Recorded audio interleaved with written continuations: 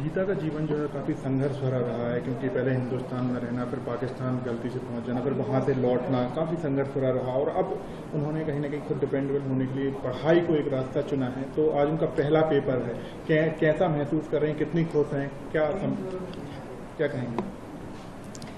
हाँ, मैं ये बताना चाहती हूँ, आज मेरा पहला पेपर था। आज मैंने पेपर दिया।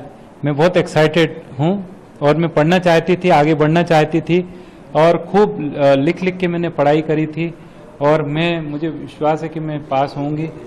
लेकिन बहुत सारे लोग छूटे हुए हैं, लोगों में उत्साह नहीं है। आज मैं बहुत प्रफुल्लित हूँ कि मैं अपनी 8वीं की परीक्षा दे रही हूँ और ज्ञानेंद्र जी, मोनिका जी जो आनंद सोसाइटी के हैं, वो मेरी मदद कर रहे हैं और लगातार मुझे प्रमोट कर रहे हैं। तो मुझे बहुत अच्छा लग रहा है और ये जो मदद कर रहे हैं और ये मेरी मदद इसमें भी कर रहे हैं कि कैसे गवर्नमेंट जॉब मुझे लगे।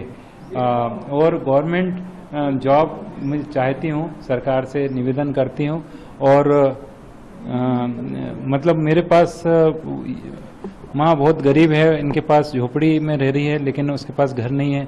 ये चाहती है कि एक घर मिल जाए प्रधानमंत्री आवास योजना में और जॉब मिल जाए, इसकी चाह। आत्मनिर्भर होना चाहती हैं, यही कारण है, पढ़ाई करना चाहती हैं।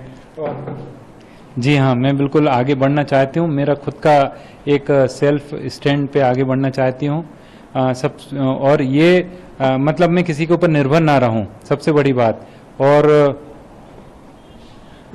और मैं अपनी माँ और पिता तो मेरे साथ हैं, उनको भी सहयोग करना चाहती हूँ। गीता को कब लगा ऐसा कि उसे पढ़ाई करनी चाहिए, क्योंकि वो पाकिस्तानी पहुंच गई थी, फिर हिंदुस्तान, काफी टफ रहा है, कब पहली बार लगा? देखिए, सबसे पहले तो ये है कि जब मेरी पेरेंट्स जब मिल गए, मेरे माँ मिल गई, उसके बाद मुझे लगा कि अब मेरा टारगेट है जल्दी से, क्योंकि बहुत गरीब है माँ, झोपड़ी में रहती हैं, तो मुझे सबसे पहले घर लेना है, नौकरी।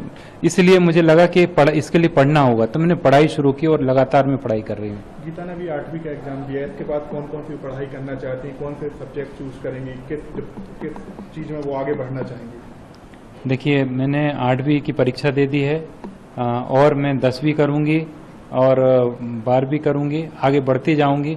और मैं जॉब के साथ साथ ये पढ़ाई करूँगी पार्ट टाइम, और साथ में कॉलेज एजुकेशन में भी आगे बढ़ना चाहती हूँ। और मतलब ये लगातार 8वीं से छलांग लगा के मुझे बहुत ऊपर जाना है और मुझे एक मिसाल बनना है। क्या बनना चाहती है गीता? पढ़ाई कर रही हैं, डॉक्टर, इंजीनियर, साइंटिस्ट, क्या बनना चाहती हैं गीता? कैसे लोगों की मदद करना चाहती हैं, क्या करना चाहती हैं? देखिए, मेरी उम्र तो थोड़ी ज़्यादा हुई, लेकिन फिर भी मैं जिस हाईएस्ट लेवल तक पहुंचने का मैं सोच सकती हूं, वहां तक पहुंचने का प्रयास करूंगी और गवर्नमेंट में एक सीनियर पोस्ट तक जाऊं, ये मेरा सपना है।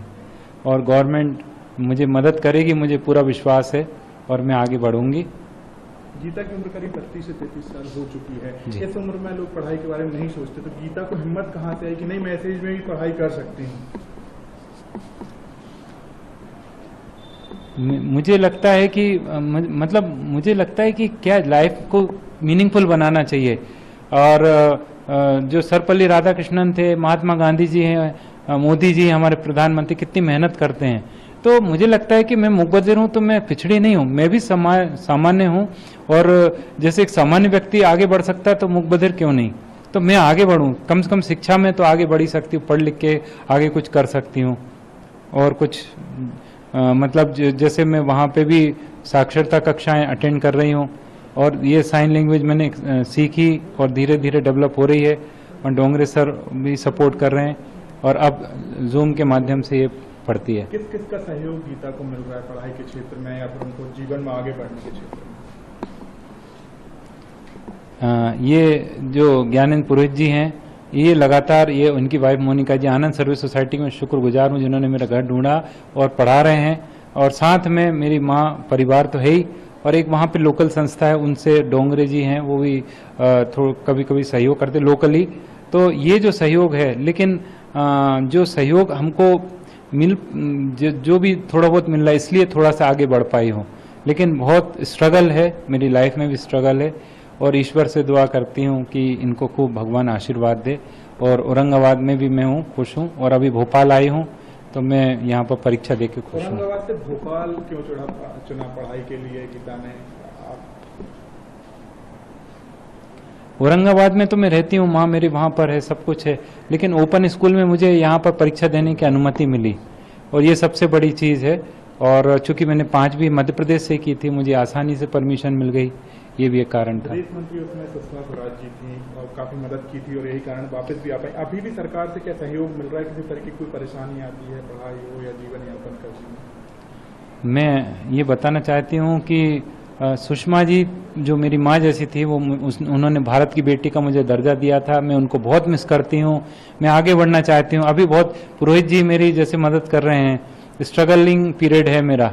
यदि सुषमा जी होते तो मैं बहुत आगे बढ़ जाती। आगे बढ़ने के लिए सुषमा जी जैसा सहयोग उसके बाद कम मिला। और मोदी जी बहुत अच्छे प्राइम मिनिस्टर हैं, उनसे मैं मिली भी थी, सुषमा जी ने मिलवाया था। अब मैं अपनी अपील वहाँ तक पहुँचा पा रही हूँ, पहुँचाने का प्रयास करें मीडिया के माध्यम से। सर, मैं मतलब लाइफ में मेरी बहुत गरीबी है और बहुत सारी दिक्कतें हैं, मैं बहुत दुखी रहती हूँ, हमारे पास खर्चे का पैसा नहीं रहता। फिर भी आपसे गुजारिश है कि सुषमा जी नहीं है तो आप मेरे प्रधानमंत्री हैं, आप मेरी मदद करें, सरकार मेरी मदद के लिए आगे आए। कई लोग हिम्मत हार जाते हैं। गीता रानी की बात करें, पाकिस्तान पहुंचना हो, वहां से मुखबदिर होने के बाद वापस लौटना हो, तो फिर आप ऐसे लोगों से क्या कहेंगे जो मुखबदिर हैं या फिर दिव्यांग हैं, जो हार मान लेते हैं कि जीवन में कुछ नहीं कर सकते? मैं देखती हूँ जो बोलने वाले, इवन मुखबदिर छोड़ो, आप बोलने वाले हार मान जाते हैं। तो ये जो शिक्षा का प्रचार प्रसार है, ये होना चाहिए। आज मैं तो संघर्ष से आगे बढ़ रही हूँ, तो मैं स्वयं ये सोचती हूँ, मैं खुद सोचती हूँ कि आगे पढ़ूँ, आगे बढ़ूँ। तो मैं सबको इंस्पायर करना चाहती हूँ कि आगे बढ़ो, हार मत मानो, आगे बढ़ सकते हो। मैं मुखबदिर होकर इतना सब कुछ कर सकती हूँ, तो आप सब भी कर सकते हैं। शिक्षा बड़ा माध्यम मानती हैं, ये सबसे बड़ा माध्यम शिक्षा ही मानती हैं।